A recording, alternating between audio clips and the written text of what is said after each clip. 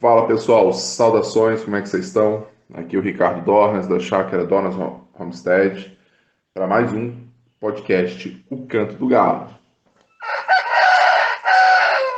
É isso aí. E hoje nós vamos falar de um assunto um pouco desafiador para mim, fazer só áudio, que é seleção de matrizes. Essa semana nós vamos falar das fêmeas, semana que vem nós vamos falar dos machos, da seleção de reprodutores. Mas vamos lá. Por que que é um desafio? Porque quando a gente vai selecionar uma ave, nós temos tabelas, nós temos análises, enfim, tem características que às vezes precisam ser mostradas. Mas eu vou passar aqui para vocês de uma forma, claro, genérica, porque eu não vou ser específico quanto à raça ou outra característica de desempenho produtivo. Então, vamos ver o que a gente vai olhar.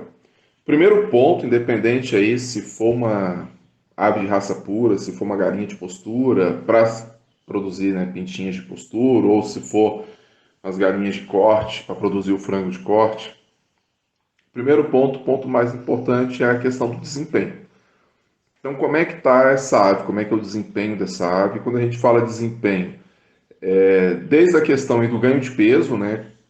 Uma ave de postura eu quero leve. Então, mas ela precisa ganhar peso, ela precisa ter caixa no início da postura, geralmente é 1,7, 1,8 quilos. Então eu tenho que ter aí uma curva de desenvolvimento. Se ela não chegar nisso, ela está tendo algum problema, verminose, enfim. Não é uma ave interessante para se manter como fêmea de matriz, né? Tá, então eu preciso analisar esse desempenho, começo a analisar aí com ganho de peso. Cada raça, cada linha vai ter uma característica e eu vou anotando essa característica.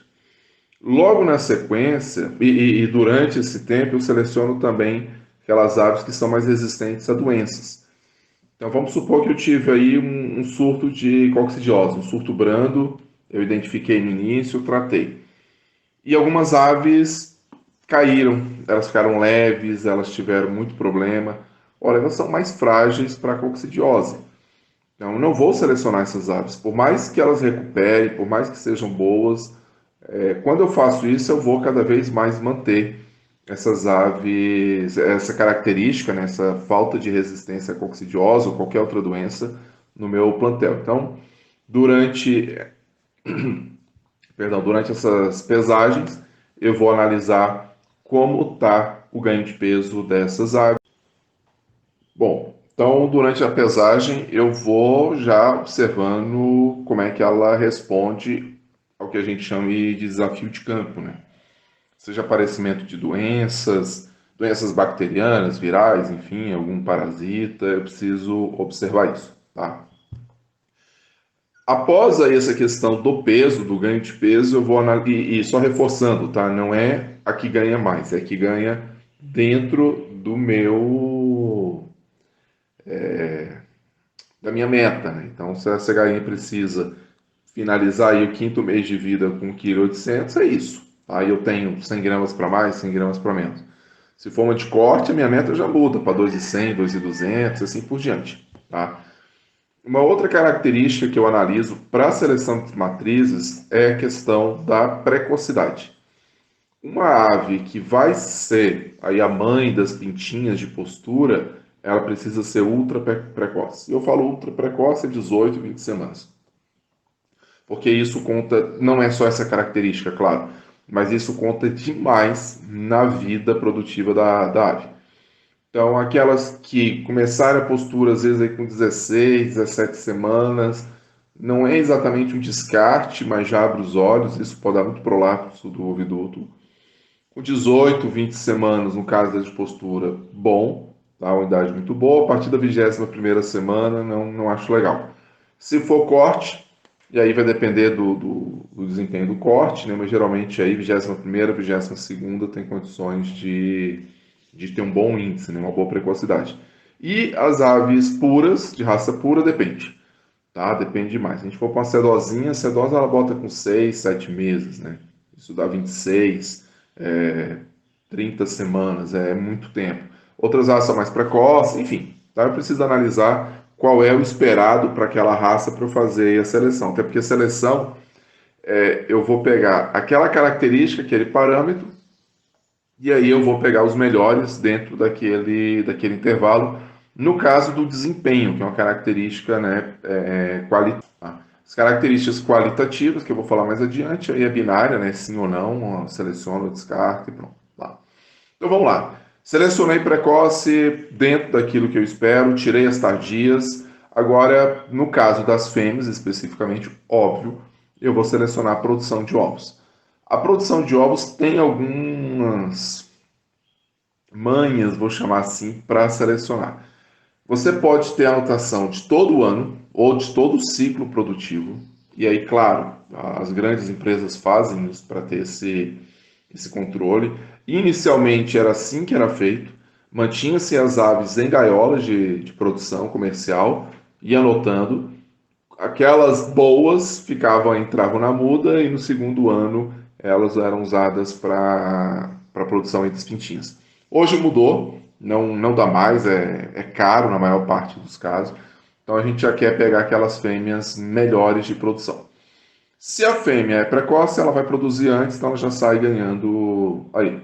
Uma outra característica para eu selecionar a questão do desempenho, no caso a produção dos ovos, é quantos ovos por ciclo.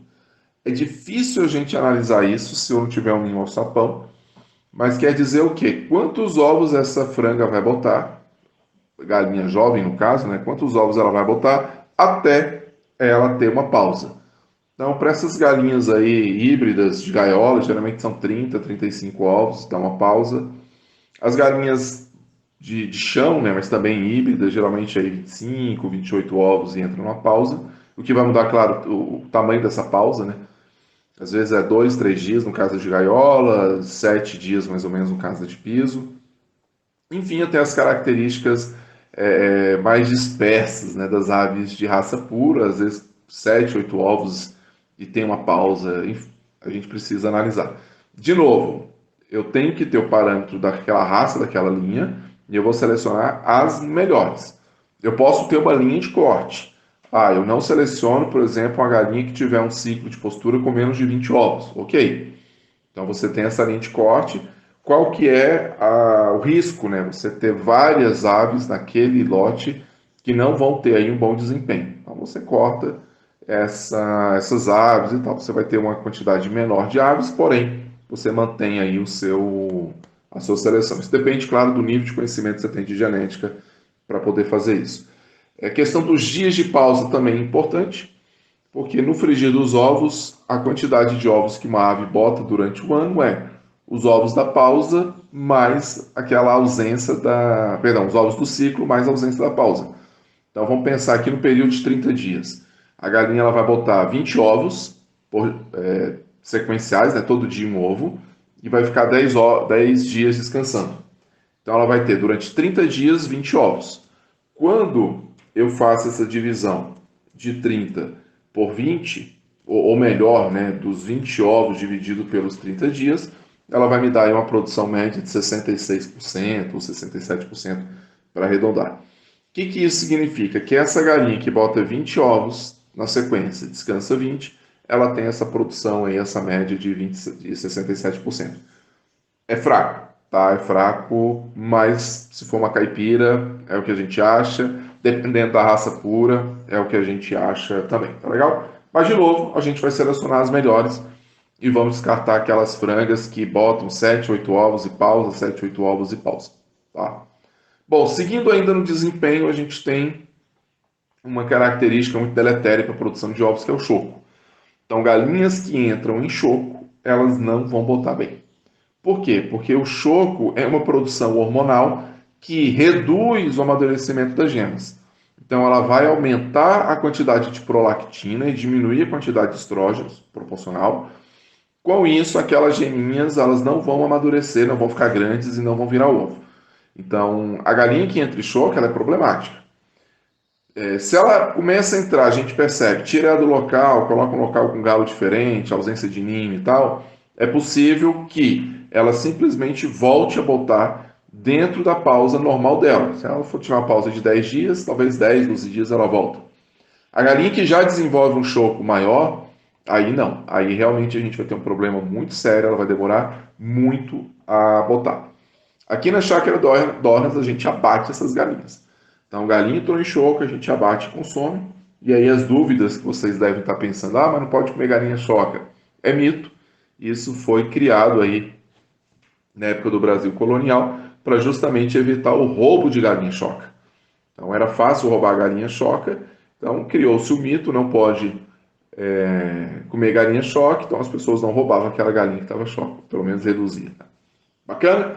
Então, ok, tô lá com a galinha, tá boa, tal. Durante esse processo, eu vou fazer aí a seleção do que eu chamo de características qualitativas, ou seja, aquelas características que dão qualidade ao animal. Cor da pena, ela tá no padrão. Se for caipira, ok, é bonita ou não, né? Então leva, vai.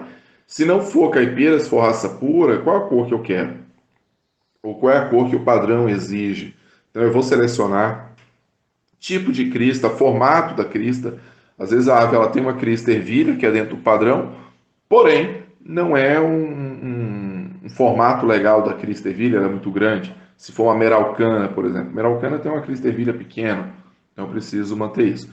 E aí a gente vai para as outras características, tem barba, tem brinco, tem topete, enfim, tá? Todas essas características, tem ou não tem pena na canela, se a pele é amarela ou branca, a canela é amarela, verde, azul, enfim, tá? Eu preciso analisar isso. Feito essa seleção, eu tenho uma ave que ela está dentro do padrão que eu quero, aquele padrão visual que eu quero.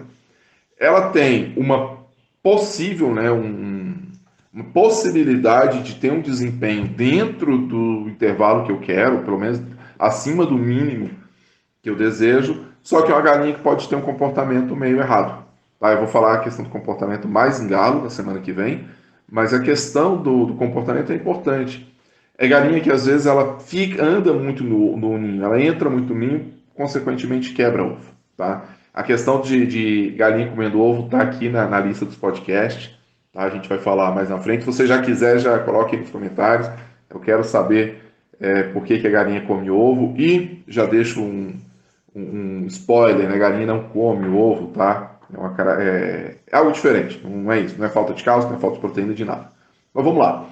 Então, às vezes, o comportamento dela, uma galinha que quebra muito ovo, é uma galinha muito briguenta, então ela vai arranjar briga, ela vai bater nas outras, ela é agressiva. Às vezes, se eu tenho aí um lote com idade múltipla, as frangas que eu coloco, até um outro frango, ela vai ser agressiva com esses animais, tal. Então isso é uma característica que eu não quero. Uma galinha fujona, então dependendo de onde você tá, pô, ela vai fugir, ela vai voar, ela vai para outro lote, ela às vezes bota um ovo lá, perde um pouco aí a confiabilidade que eu tenho, enfim, então uma série de fatores, então fujona aqui também não é bem-vinda.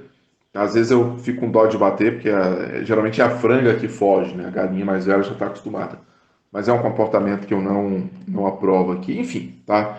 A gente vai observar aí o que é o galinha que dorme muito em árvore. Tem galinha que acostuma dormir em árvore, ela vai sair do galinheiro e vai para a árvore. E aí a gente quer fechar esses animais à noite, não consegue. Então, vários problemas. E você vai listar aí quais comportamentos você não quer.